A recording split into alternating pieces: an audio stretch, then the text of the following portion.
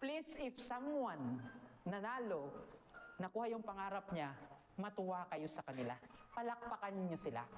Kahit na matuwa sila, na-achieve ng kasama nila, ng mga tao, yung pangarap nila, anong nangyayari?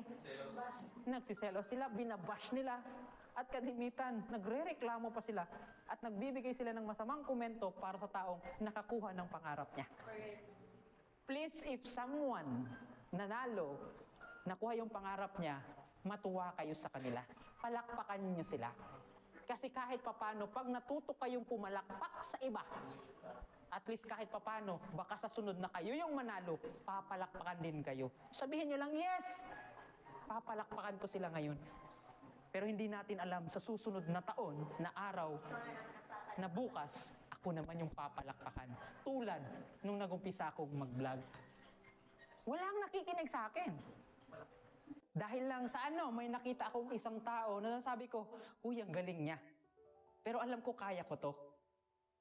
Pinakalakpakan ko muna siya, pinag-aralan ko siya, in-enjoy ko siya. Hindi ko sinabi na, huy, sinungaling siya o ano. No, I enjoy watching him. Nung naglaki siya, sabi ko, wow, ang galing niya. Pero sabi ko sa sarili ko, yes, ngayon ako yung pumapalakpak para sa kanya. Pero someday sigurado ako rin yung papalakpakan ninyo. So instead na kahit papano, magalit kayo sa mga taong umaasenso, palakpakan nyo sila. Because if you can appreciate someone na nanalo, mananalo rin kayo.